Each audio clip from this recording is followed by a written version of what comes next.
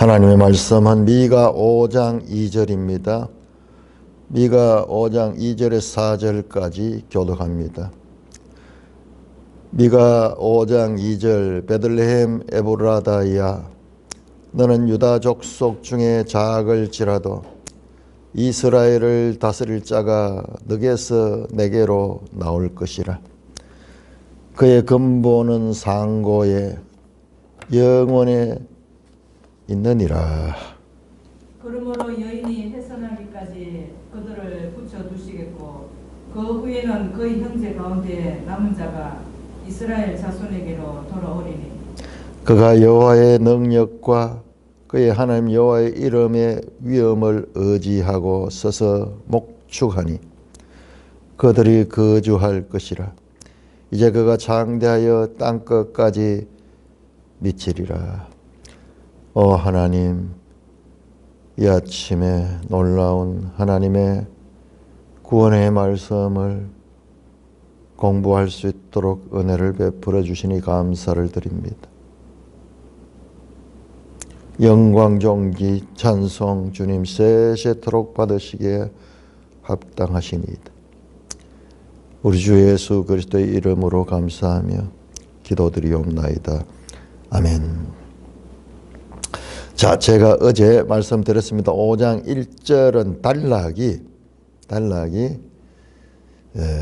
이게 4장에 붙어도 내용이 연결이 안 되고 5장하고도 연결이 잘 안 됩니다. 어제 말씀드렸죠. 히브리 성경 가운데서는 이 말씀이 4장 14절에 붙어 있습니다. 4장으로 되어 있어요. 자, 그래서 아주 독특한 부분이다. 제가 어제 강조했죠. 선지서는 단락을 어떻게 나누느냐에 따라서 해석이 쉽게 됩니다. 그러나 그 단락을 제대로 못 나누면은 분명히 앞에서 최후의 주님의 재림 전에 모든 세상이 그 앞에 굴복하고 주님이 하나님 백성들을 악의 세력들을 다 멸하고 하나님의 백성들을 구원하시는 내용인데 1절은 다시 이스라엘이 공격을 당하는 이야기가 되어 있어요. 문맥적으로 맞지 않습니다. 자, 2절입니다. 베들레헴 에볼라다야 너는 유다 족속 중에 작을지라도 이스라엘을 다스릴 자가 너게서 내게로 나올 것이라. 우리 매일 성경은 이 부분을 이렇게 해석했어요. 1절, 2절을 연결해 가지고 1절은 군대를 다 모아 가지고 이 대적들을 저항했더라도 결과적으로는 그들에 의해서 이스라엘의 재판자가 뺨을 맞는다. 이스라엘의 왕이 뺨을 맞는다. 그런데 베들레헴 에브라다 아주 작은 곳에서 하나님께서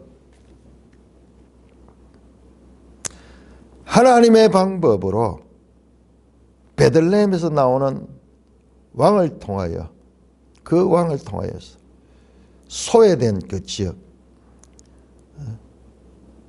아수르가 성을 에워싼 이 우리가 아무리 사람이 힘을 모아가지고 이스라엘이 힘을 모아가지고 저항한들 결과적으로 막을 수 없고 뺨을 맞는다. 그런데 하나님께서 이스라엘의 가장 소외된 지역인 베들레헴 출신 통치자를 통해 구원을 이루시겠다고 말하는 것이다. 그렇게 해석을 합니다.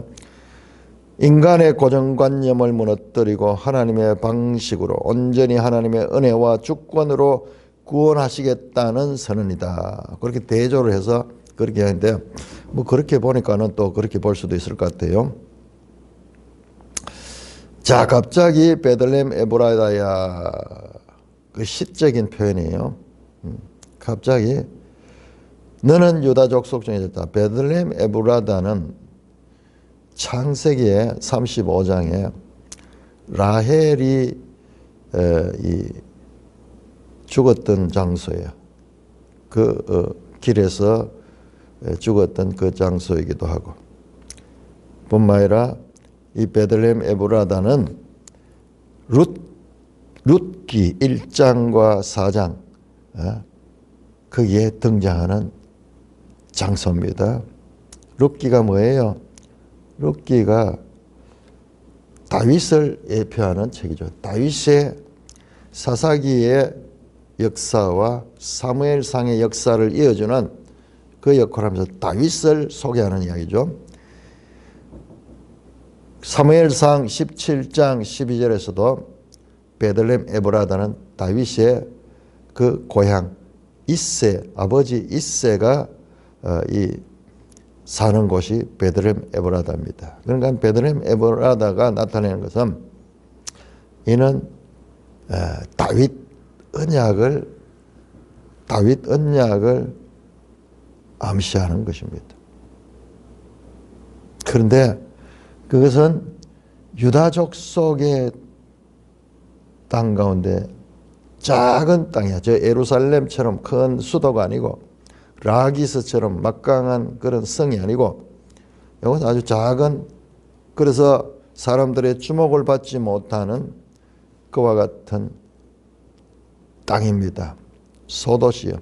에브라다는 베들레헴은 에브라다는 우리 대구로 치면은 우리가 지금 사는 것처럼 수성구, 베들레헴은 매호동 뭐 이런 식으로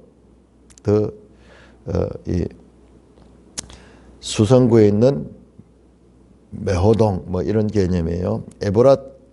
에브랏구에 있는 베들레헴동 뭐 그런 식입니다.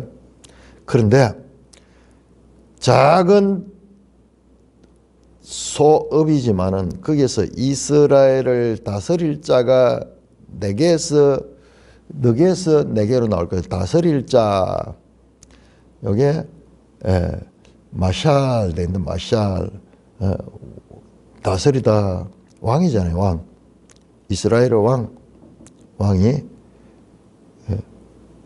그 베들레헴에서 하나님께로 나오게 될 것이다. 그런데 그 다스릴 자는 누구냐 하면 그의 근본은 상고의 영원에 있느니라. 여러분 너무 표현이 이상해요. 그의 기원은, 그 왕의 기원은 상고, 영어성이 ancient 때 있고 아주 오래된 옛날. 그 다음에 다시 그것을 더 보충하는데 영원에 있다. 영원에 있다. 영원은 이 시간이 아니에요. 영원은 이 땅의 시간이 아니고 전 하나님의 시간이에요. 그것도 어떻게 보면 있느니라. 시제가 뭡니까? 있느니라. 현재, 과거면서도 현재까지 이어지는 이러한 초시제예요. 초시제. 저 과거는 과거였다, 있었다인데 이것이 현재로 돼서 영원 있는, 잠언 8장 22절에서 23절에 그 말씀이신 창조주가 나오는데 그가 영원에 있던 분이에요. 그 창조주, 상고에 영원에 있던 분이고 태초 이전에 있던 분이고, 요한복음 1장 1절에서 말씀이 태초에 말씀이 계셨던 그 말씀이에요. 그 말씀. 너무나 놀라운 표현에서 우리가 수용할 수 없는 그런 것입니다. 이게 결과적으로 메시아가 베들레헴에서 태어날 것에 대한 예언이죠. 베들레헴에서 태어날 메시아 예언입니다. 3절입니다. 그러므로 여인이 해산하기까지 그를 붙들어 두기치고 있고 그 후에 그의 형제 가운데 남은 자가 이스라엘 자손에게 돌아오리니. 갑자기 또 여인이 해산한다 그러니까는 우리가 마리아가 아기를 놓는 뭐 그것을 연구해서 보기 쉬운데 그런 뜻은 아니에요. 여인이 해산은 아주 고통 가운데 있는 거죠. 심한 통증을 느끼면서 해산의 아픔을 겪게 하신다는 거예요. 그들을 붙여주시겠고 원수들에게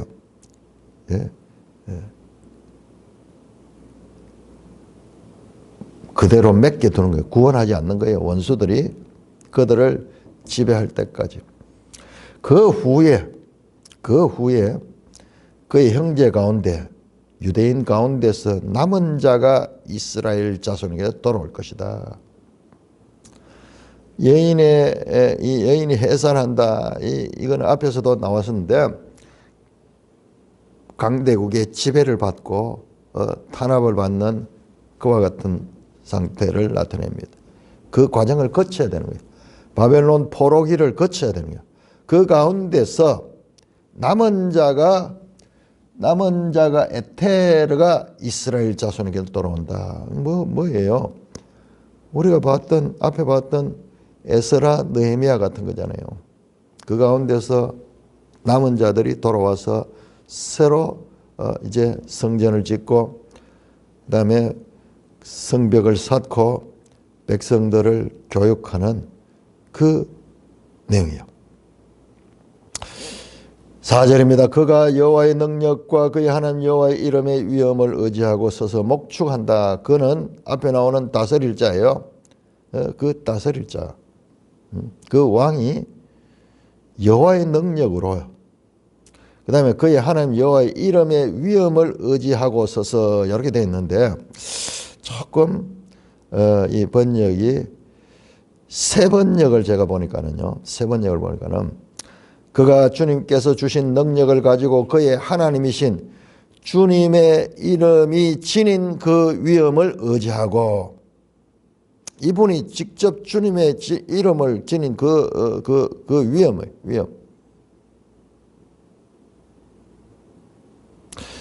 그의 때를 먹일 것이다. 그러면 그의 위대하심이 땅끝까지 이를 것이며 그들이 안전하게 살아갈 수 있을 것이다. 그의 이름이 가진 위엄 그 자체야. 이분이 서서 목축하다. 목자로 온다는 거예요. 목자로. 그 결과 그 목자 안에서 그들이 거주할 수 있다.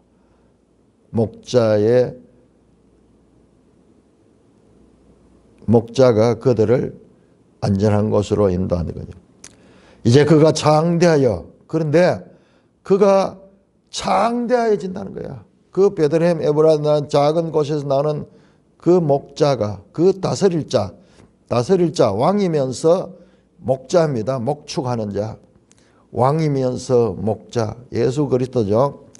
유대인의 왕이시면서 선한 목자로 오신 분. 이제 그가 장대하여 땅끝까지 미치리라. 여러분 여기 나오는 단어들 다스릴 자, 목자, 여호와의 이름의 능력을 가진 자, 그리고 장대해서 땅끝까지 미친 자, 오직 성령이 너에게 임하면 너희가 권능을 갖고 땅끝까지 이르러 내 증인이 되리라. 땅끝까지를 대상으로 하는 그와 같은 메시아 예언이 여기서 선포됩니다. 새로운 왕이며 이스라엘을 회복시키며 목자로서 그리고 왕으로서 다스리며 대적들로부터 그들을 구원해낼 그 사람에 대한 이야기는 이어집니다. 자, 5절 6절 이 사람은 평강이 될 것이라. 아수 사람이 우리 땅에 들어와서 우리의 궁들을 밟을 때 우리가 7 목자와 8 군왕을 일으켜 그를 치리니. 그들이 칼로 아수르 땅을 황폐하게 하며 님으로 땅 어기를 황폐하게 하리라. 아수르 사람이 우리 땅에 들어와서 우리 지경을 밟을 때에는 그가 우리를 그에게서 건져내리라.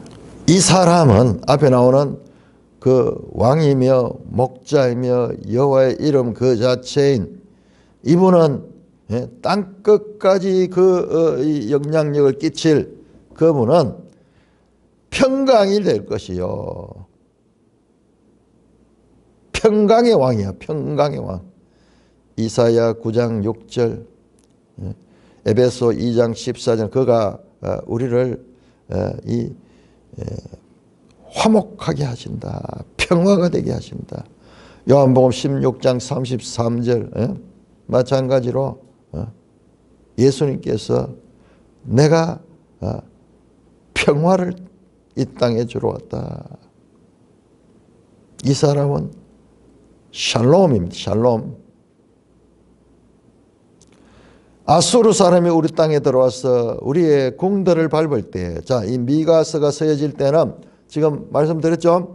아수르 산헤립 군대가 와서 지금 유다 땅을 곳곳에 짓밟으면서 예루살렘까지 포위하는 그때입니다.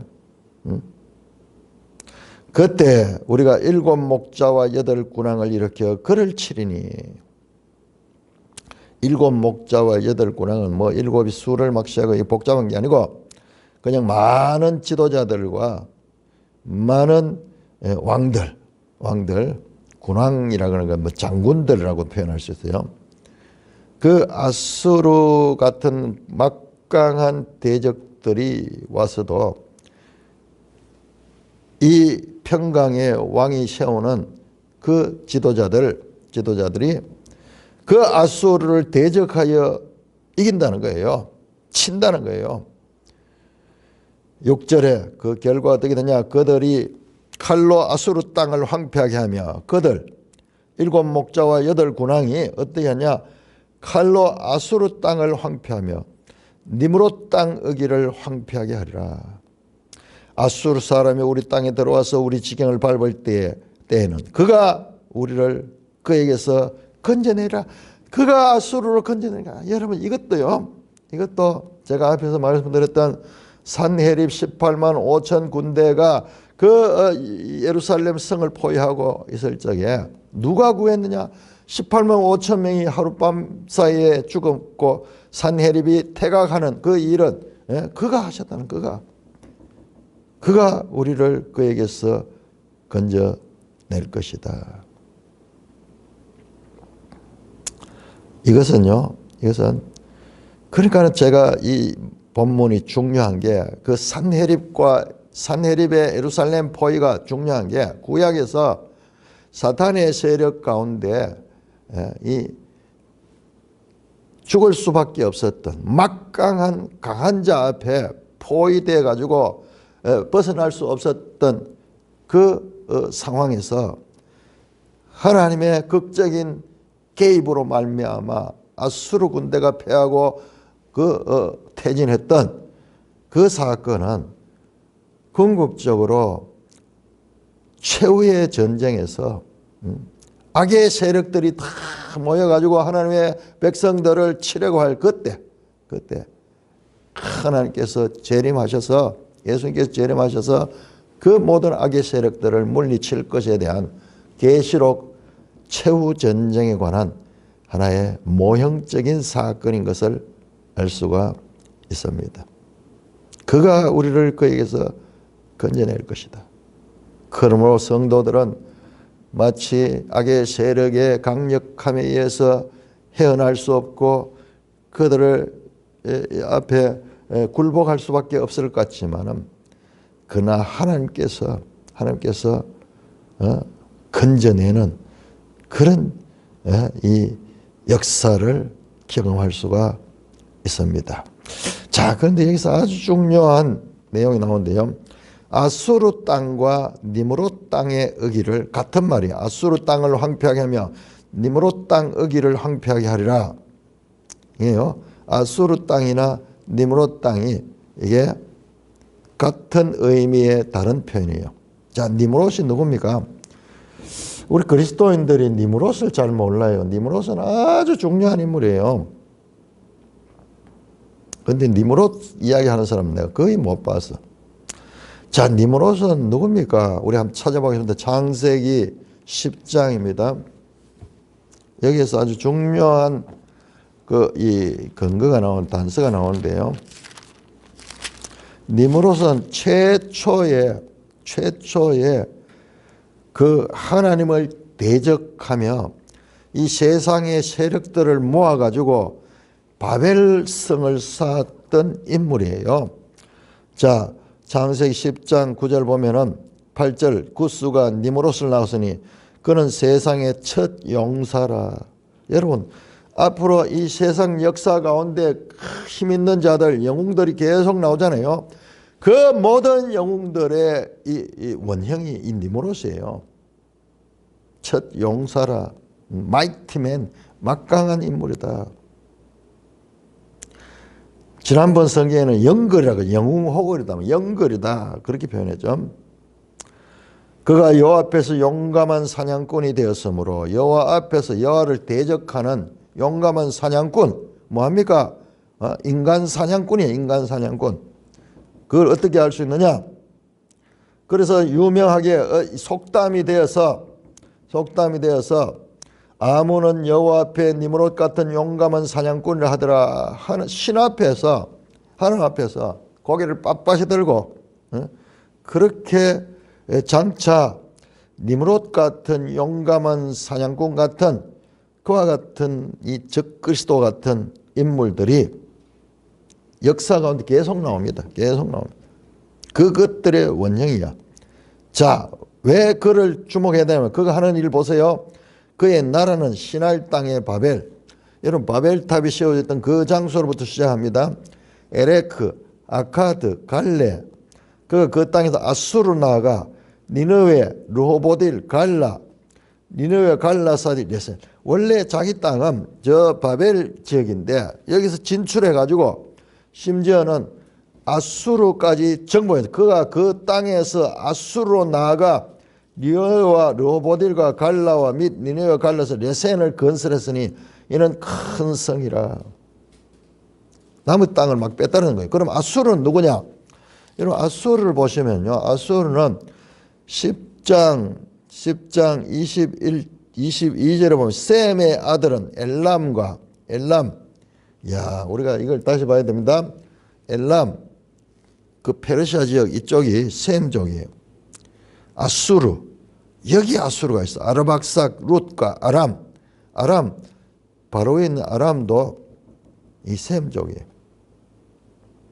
자, 아수르는 원래 셈족인데 그 셈족의 땅을 이 니므롯이 차지했는 거예요.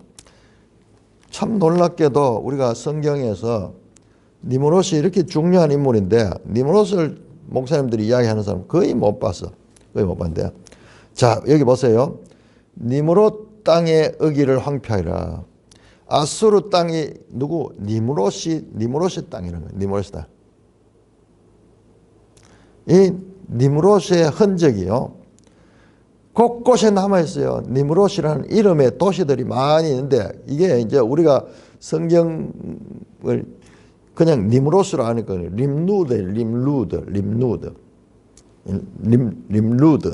림루드라는 이름으로 고대 도시 가운데 막강한 도시들이 이름을 많이 가지고 있어요.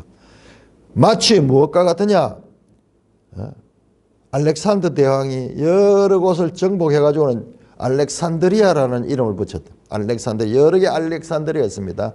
그런 것의 원형이 이 림롯입니다. 림롯. 막강한 아수르 땅을 이 사람이 7 목자와 8 군왕을 일어서 그들을 파괴시키고 황폐하게 시키고 뿐만 아니라 아수르가 공격했었더라도 거기서 그 백성들을 구원해낸다. 그가 우리를 그에게서 건져낸다. 미가 시대의 상황을 벗어나지 못하고 있어. 미가는 자기 시대의 한계를 벗어납니다. 이것은 궁극적으로 우리가 어제 봤잖아요. 계시록 16장에 나오는 그 아마겟돈 전쟁, 19장에 나오는 그 예수님이 백마 타고 악의 세력을 멸절하는 전쟁, 20장에 나오는 소위 곡과 마곡 전쟁으로 알려지는 그 최후의 전쟁 모든 것이 여기에 이게 예표적인 그 사건이에요. 궁극적으로 이 사람이 구해낸다. 자, 7절에서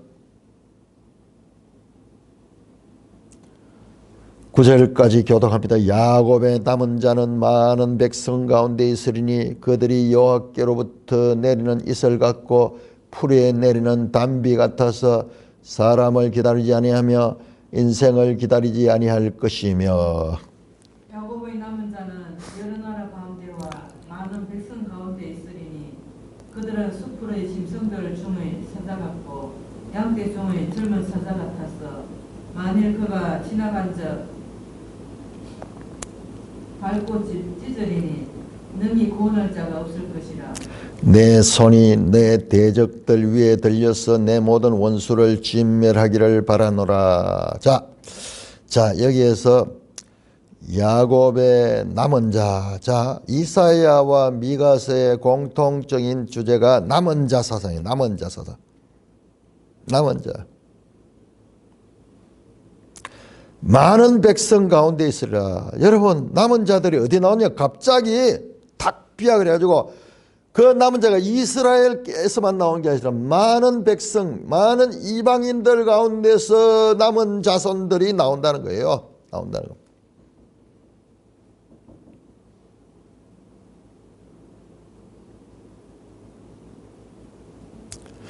그들이 여호와께로부터 내리는 이슬 같고 풀에 내리는 단비 같아서. 자, 이들은 누구냐? 사람을 기다리지 아니하며 인생을 기다리는 자, 사람에게 의지하지 않는 자들이에요. 이들은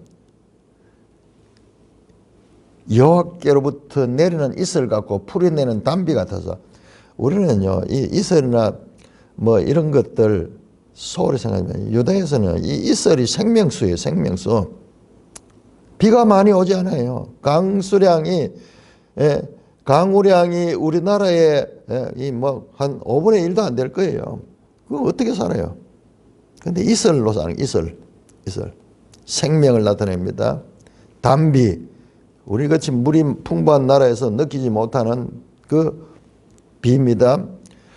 자, 이 야곱의 남은 자들은 여러 민족 가운데서 나오는데, 여러분 교회 시대를 갈 교회 시대. 그들의 특징이 뭐냐?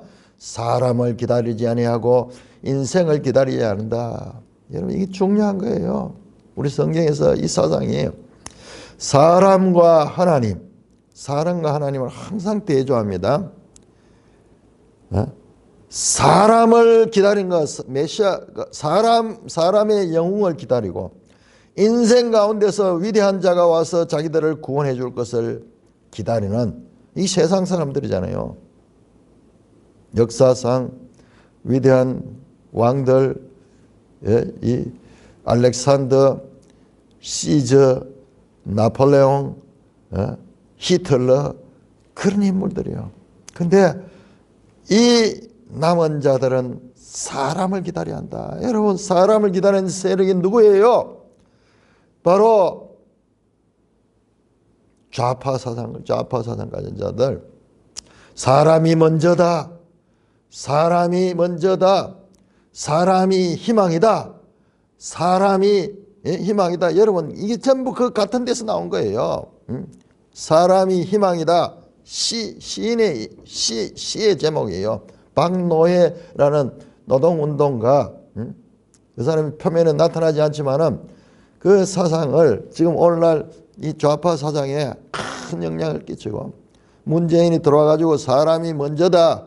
이게 전부 뭐냐? 이 인본주의 사상. 사람을 기다리며 인생을 기다리는 존재들.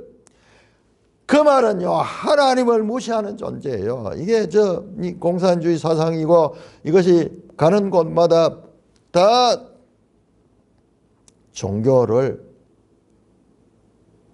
없애자는. 공산주의자들은 완전히 인본주의고 반기독교주의입니다. 그래서 공산국가에는 기독교 사상이 발돋을 펴고. 왜?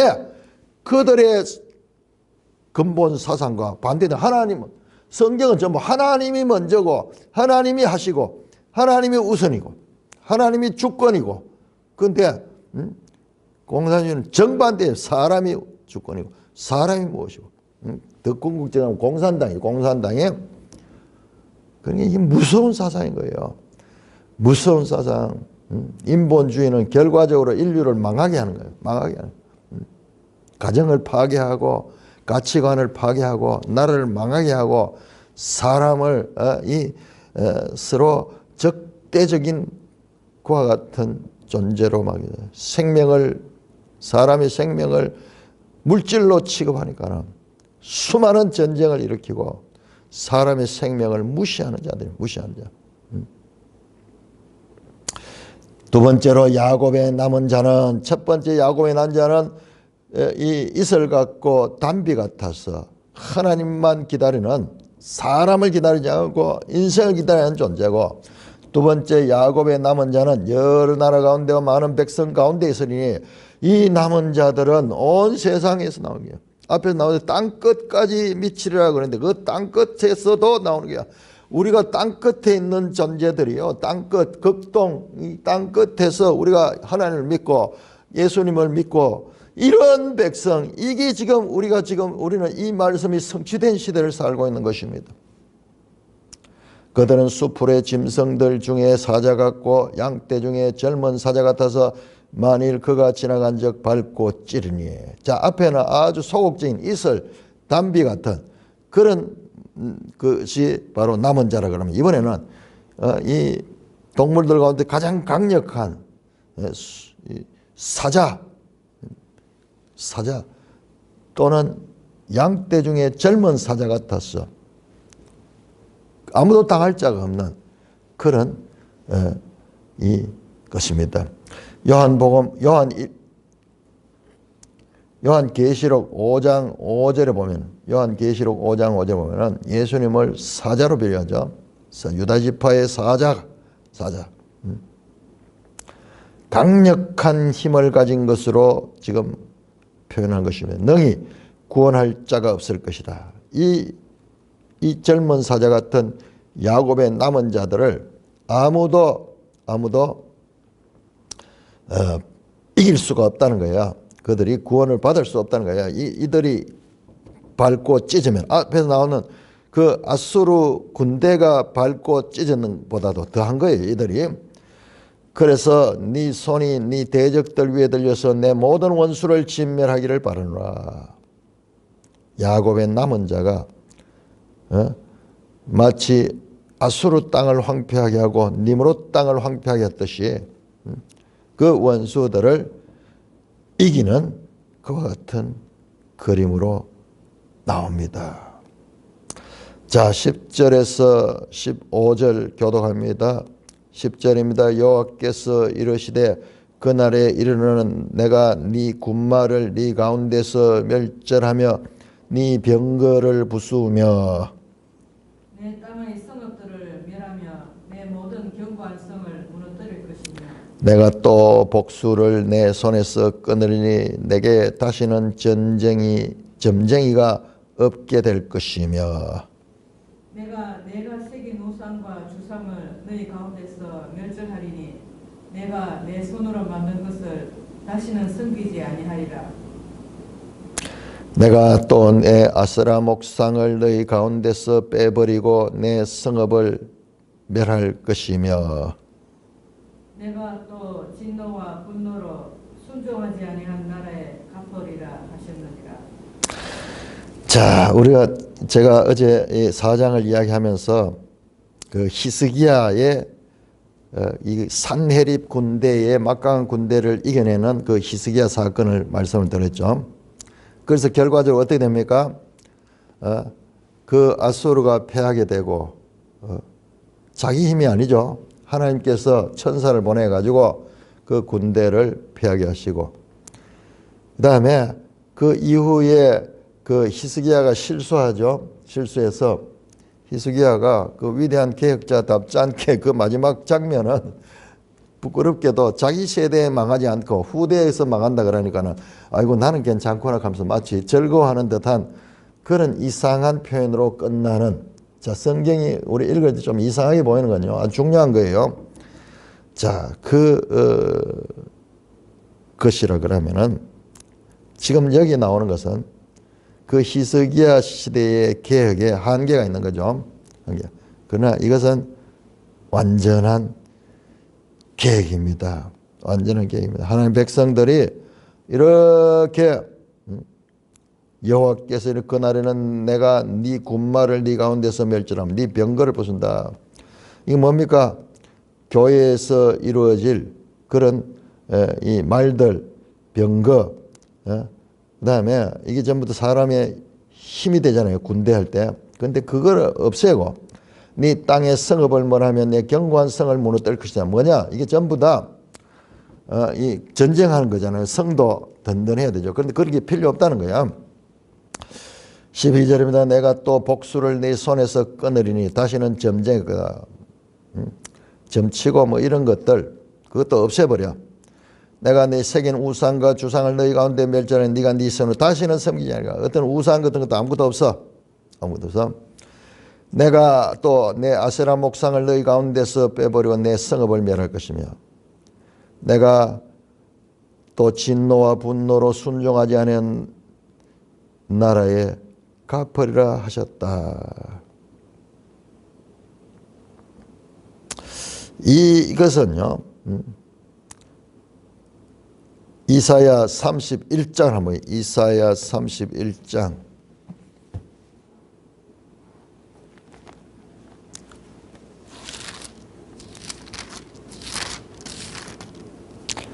이사야 31장 1절에서 4절. 이거 보세요. 이게 이제 참 이사야와 같이 31장 1절 4절 교독합니다.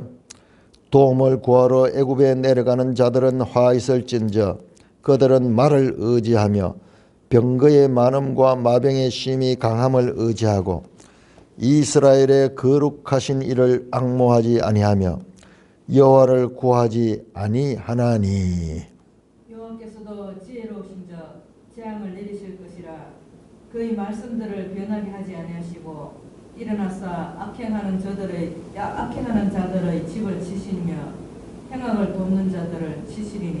애굽은 사람이요 신이 아니며 그들의 말들은 육체요 영이 아니라 여호와께서 그의 손을 펴시면 돕는 자도 넘어지며 도움을 받는 자도 엎드러져서 다 함께 멸망하리라.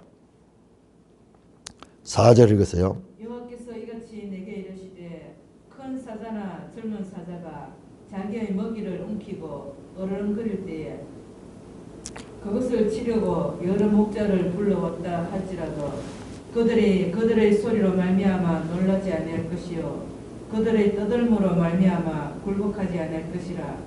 이와 같이 나 만군의 여호와가 강림하여 시온산과 그 언덕에서 싸울 것이라.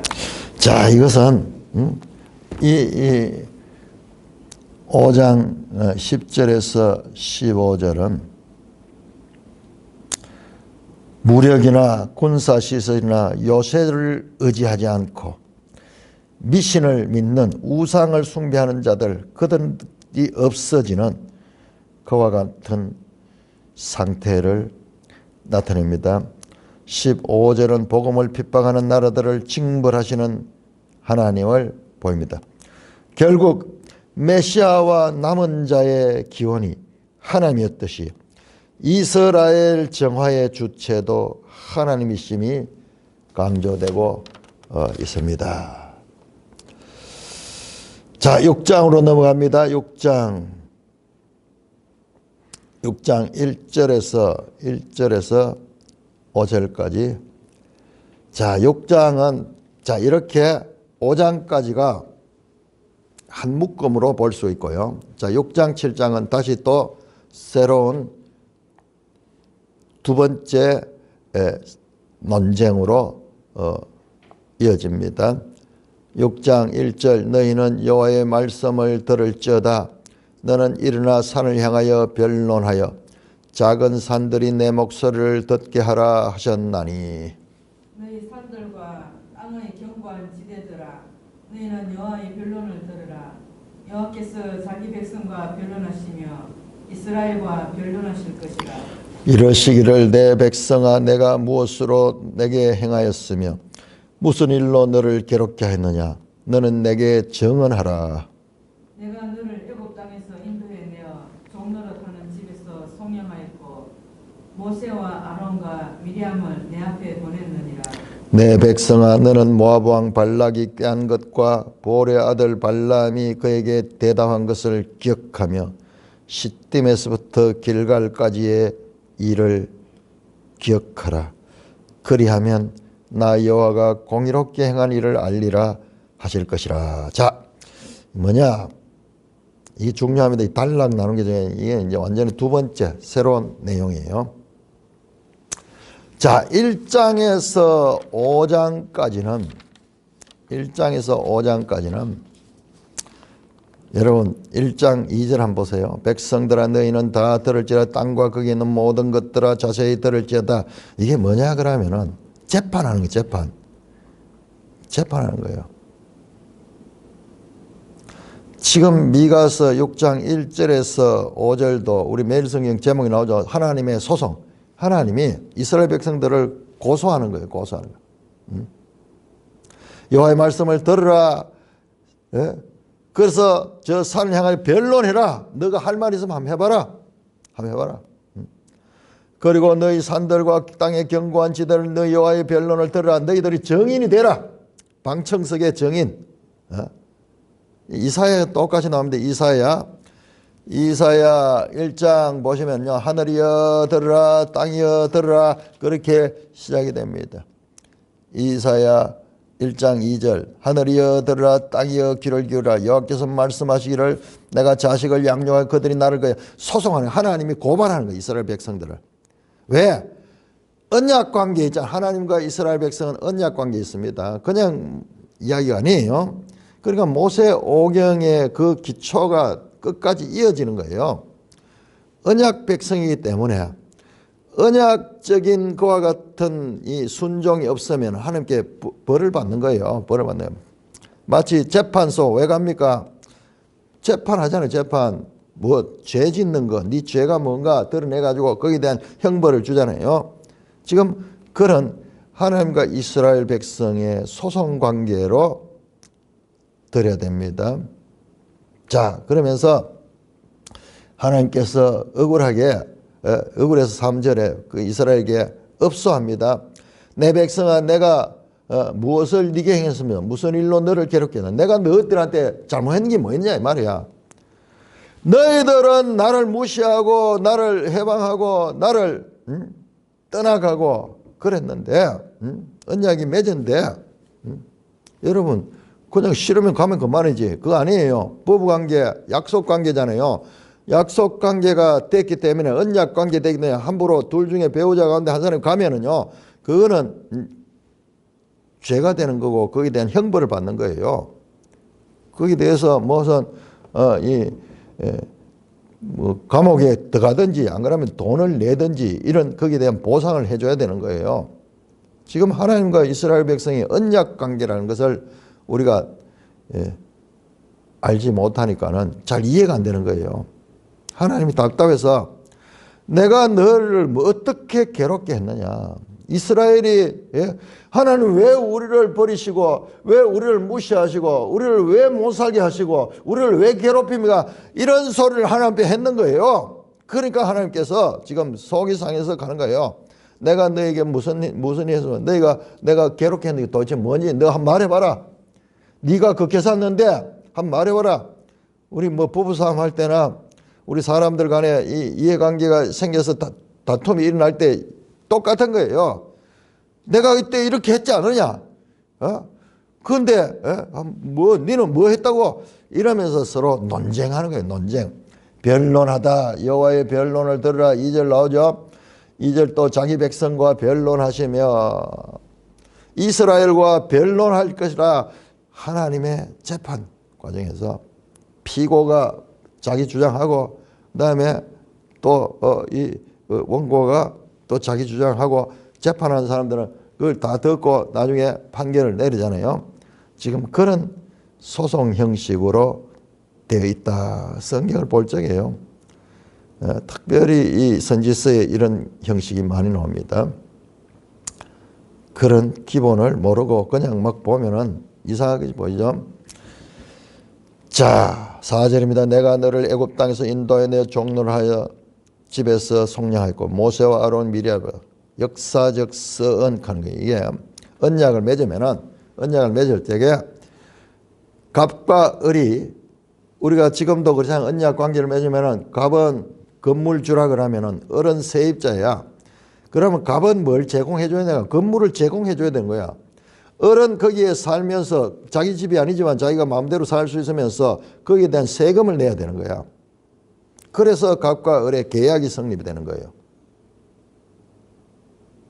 그래서 먼저 갑이 내가 건물로 치면 내가 이 건물 몇 층짜리 몇 평을 너에게 대줬는데 너희가 왜 내가 해준 게 없다고 하느냐. 너희들이 일방적으로 막 돈만 내고 있다고 이렇게 이야기하느냐. 그 이야기예요. 갑이 자신의 억울함을 토로합니다. 내가 너를 애굽 땅에서 인도내 종로를 한 것을 속량하였고 다 잊어버려요. 사람들이. 다시 기억을 되살립니다.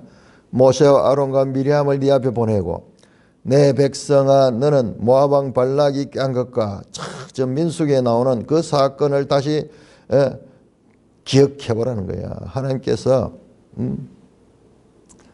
이 발람을 시켜가지고 이스라엘 저주하라고 했는데 그 저주하지 않도록 하는 것, 복을 내리도록 했는 것을 그 기억해라. 하나님이 너희들을 어떻게 살렸는가? 시딤에서부터 길갈까지의 일을 기억하라. 이것은 시딤은 요단 동편 모압 땅입니다. 길갈은 가나안 땅이에요. 가나안 땅. 그 모든 것들을 기억하라. 하나님이 그 땅을 분배해 주고 다 광야를 지나게 하고 그리고 출애굽시키고 시내산 언약을 맺고 그것을 기억하라. 봐라. 내가 공의롭게 행한 일을 알 것이다. 그리하면은 너 한번 또 이렇게 곰곰이 생각해봐. 하나님께서 해준 거 다 생각해봐. 네 학비 다 대줬지. 네 먹을 수 있도록 해주고 옷 사주고 신발 사주고 다 그렇게 하고 살 집도 하나 얻어주고 다 그렇게 했는데 하나님 내한테 한 게 뭐 있어요? 아버지 내한테 해준 게 뭐 있어요? 극하는 이 불효작식 같은 이스라엘 백성에게 하나님께서 기억을 상기시키면서 하나님이 너에게 공의롭게 행했다 해가지거든. 그 이야기를 하면서 소송이 됩니다. 자, 그러자 이제 이스라엘이 거기에 대해서 갑의 이 주장에 대해서 반론을 펼치는 것이 6절 7절입니다. 6절 7절 교독합니다. 내가 무엇을 가지고 여호와 앞에 나아가며 높으신 하나님께 경배할까? 내가 번제물로 1년 된 송아지를 가지고 그 앞에 나아갈까? 여호와께서 천천의 순양이나 만만의 강물 같은 기름을 기뻐하실까? 내 허물을 위하여 내 마다들을 내 영혼의 죄로 말미암아 내 몸의 열매를 드릴까? 자, 여러분 이것도 중요합니다. 제가 왜 8절까지를 같이 읽지 않았냐 그러면요. 이게 이제 8절은 또 좀 달라요. 8절은 자, 여기에 미가서에 계속 이런 게 나왔어요. 3장 8절도 나왔고 또 여기 중간중간에 특별한 그 내용들이 나와요. 자, 이스라엘 반응입니다. 내가 무엇을 가지고 여호와 앞에 나오면 높으신 하나님께 여호와 높으신 하나님 나아가다 경배하다 평행법이죠. 내가 번제물로 1년 된 송아지를 가지고 그 앞에 나아갈까? 여호와께서 천천의 수양이나 만만의 강물 같은 기름을 기뻐하실까? 내 허물을 위해 내 마다들을 내 영혼의 죄로 말면 내 몸의 열매를 줄까? 내 몸의 열매가 자식이에요. 자식. 그러니까는 자신의 죄와 허물을 위해서 자식을 바치는가? 아니면은 이 천천의 수양이나 만만의 강물 같은 기름을 갖다가 바칠까? 하나님 앞에 번제물로 1년 된 송아지를 가지고 이 전부 제사 드리는 거죠. 그렇게 갈까? 그렇게 반응하는 거예요. 자, 하나님한테 우리가 어떻게 재물을 가지고 얼마나 많은 재물을 드려가지고 하나님을 기쁘시게 할까? 자, 8절입니다. 8절은 갑자기 하나님의 말씀이 나옵니다. 사람아, 주께서 선한 것이 무엇임을 네게 보이셨나니 여호와께서 내게 구하시는 것은 오직 정의를 행하며 인자를 사랑하며 겸손하게 내 하나님과 함께 행하는 것이 아니냐. 사람아, 이스라엘아, 선한 것이 무엇임을 네게 보이셨다. 선하다, 토브입니다. 토브. 하나님이 원하는 것은 네가 말하는 그런 희생 제물만 드리고 죄를 짓는, 내가 이런 제물을 드렸기 때문에 내가 죄를 지어도 뭐 그런 건 하나님께서 무시하시겠지. 그런 거는 다 봐주시겠지. 정반대예요. 하나님께서 이스라엘에게 가르치신 것은 여호와께서 너에게 구하는 것은 오직 정의를 행하며 인자를 사랑하며 겸손하게 하나님과 함께 행하는 것이 아니냐. 그런 제물을 드린 거에서 너희가 임무를 다 완성했다. 그것은 아주 기계적인 거야. 기계적인 거야.